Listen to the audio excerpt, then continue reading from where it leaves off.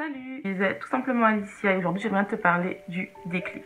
Ce fameux déclic, le déclic pour perdre du poids. Comment avoir ce déclic? Est-ce qu'on peut le provoquer? Comment avoir ce déclic? Donc, si tu es nouveau sur ma chaîne, n'hésite pas à t'abonner, à liker, à commenter. Moi, je fais des vidéos sur la perte de poids, comment perdre du poids, comment moi je perds du poids. Et je vous donne des conseils par rapport à ça. Alors, tout droit sur le sujet, le déclic. Comment avoir le déclic? Qu'est-ce que c'est le déclic? Le déclic, c'est quelque chose que tout le monde en parle quand on veut perdre du poids. Les gens vous racontent à chaque fois.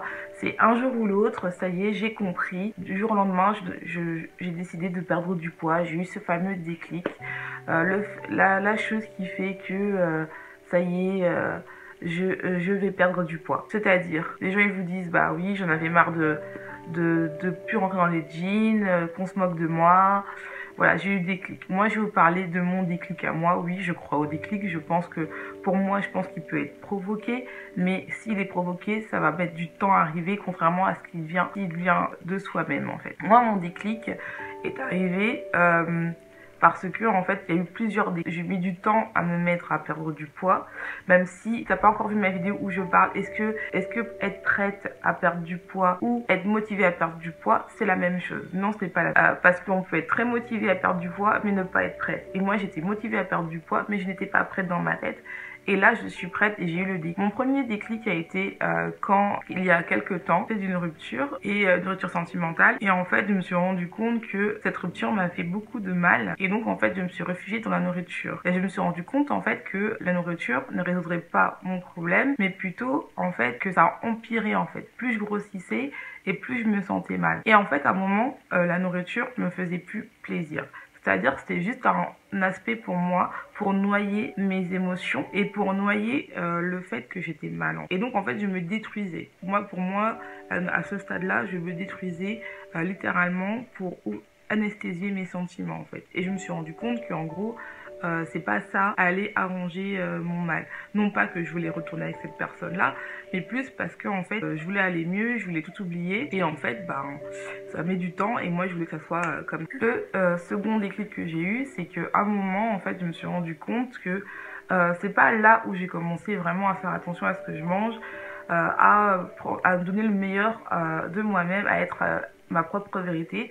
Je me suis encore remis en question sur mes choix de ma vie et je me suis rendu compte en fait que mon identité, mon moi intérieur, je me voyais pas ronde, je me voyais pas grosse, je me voyais pas, j'étais pas comme les personnes me définissaient en fait. Donc j'ai vraiment questionné ce qui se passe en moi, vraiment savoir qu'est-ce que je veux dans ma vie. Est-ce que vraiment ça me convient d'être la copine tout le temps, genre parce qu'on est ronde, la copine tout le temps joyeuse, la copine tout le temps qui termine toujours cette image-là de la femme, ça y est, elle est là, donc elle va manger plein de choses, c'est la gourmande et tout. Bah oui, je suis gourmande, mais je crois que tout le monde est gourmande enfin, tout le monde aime manger, je pense, tout le monde est gourmand, mais d'une manière. Et moi, en fait, c'était toujours la personne qui est la gourmande, quoi. Voilà, je suis la personne qui mange beaucoup, alors que c'est faux.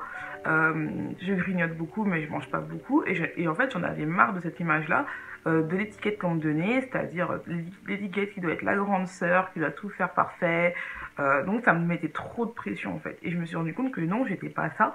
J'étais beaucoup plus que ça. Je suis une personne forte, je suis une personne jolie, enfin sans prétention je pense. Que je suis une personne, je ne me résume pas à une personne obèse comme les stéréotypes qu'on donne des personnes obèses. C'est-à-dire qu'ils mangent beaucoup, qu'ils sont flemmards. Au contraire, j'adore faire du sport, j'adore le fitness. C'est pour ça que je pense que ma chaîne est beaucoup orientée sur le bien-être, la méditation, le sport. Bientôt, vous allez voir, je vais faire des exercices de sport et l'alimentation. Vraiment sur ça, en fait. Et c'est ça que j'aime, en fait. J'aime tout ce qui est l'alimentation, donner des conseils, cuisiner des aliments, manger sainement, manger bio. C'est vraiment mon truc. Et donc en fait, je me suis rendu compte que c'est ça qui est moi en fait. Moi j'aime m'occuper de ma santé, m'occuper de tout ce qui est aliments, manger, ça comprendre comment fonctionne mon corps, à aider, si je peux aider quelques personnes à être mieux, à trouver leur vraie vérité, à être leur meilleur potentiel, c'est ça que je suis en fait. Je suis quelqu'un qui aime aider les gens, Et donc je suis comme ça, j'ai toujours été comme ça. Et en fait le fait de m'avoir questionné, je me suis dit est-ce que cette personne là que je suis en ce moment, ça correspond à l'image que tu es vraiment? Et là je me suis rendu compte que non, en fait, que non. C'est pour ça qu'en ce moment je perds du poids. Et non, j'ai commencé à perdre du poids avant le confinement. C'est que les gens vont dire oui, c'est facile, tu perds du poids parce que dehors il n'y a pas de McDo, il n'y a pas de KFC, tout est fermé, donc tu cuisines toi-même. Non, j'ai commencé avant le confinement à perdre du poids parce que en fait je trouve que le confinement ça peut aider, mais c'est pas pour ça que j'ai perdu du poids. Ok, il y a pas de, tu peux faire tout toi-même, il n'y a pas de souci, mais le but de perdre du poids, c'est sur la durée, c'est pas sur une courte période. Ok, même si on sait pas, on dit que ça dure jusqu'au 15 avril, ça peut durer plus longtemps. Donc en fait, voilà, j'ai décidé d'arrêter de manger mes émotions et d'en faire face, et je sais comment faire, parler un peu plus de moi, même si j'ai toujours vous donner des conseils dessus, parce que bon, je perds du poids, je peux donner des conseils, ça peut aider quelques personnes, ça me va. Et surtout, j'ai décidé d'arrêter de manger mes émotions, de plutôt en faire face, et en fait de me dire que si ça va mal, je vais pas m'aller sur un morceau de cookie, ou je vais pas aller sur un morceau de gâteau. Je vais plutôt aller essayer de penser pourquoi je vais mal et pourquoi j'ai envie de manger.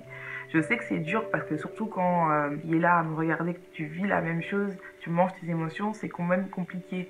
Surtout dans cette période-là qui est un peu anxiogène. N'hésite pas à commenter, à liker, à t'abonner, et ta surprise va venir cette semaine. Je fais tout pour travailler pour que vous ayez cette petite surprise. Pour ceux qui sont comme moi, qui veulent perdre du poids, je vais vous donner quelques astuces. Voilà, passez une bonne journée. C'était une vidéo courte où j'ai un peu parlé de moi pour que vous appreniez à me découvrir un petit peu plus. Et je vous dis à la prochaine. Et n'oubliez pas de me suivre sur Instagram et sur Facebook. N'hésite pas à liker. Vas-y, je te regarde, c'est gratuit, c'est net d'impôts. Tu peux liker.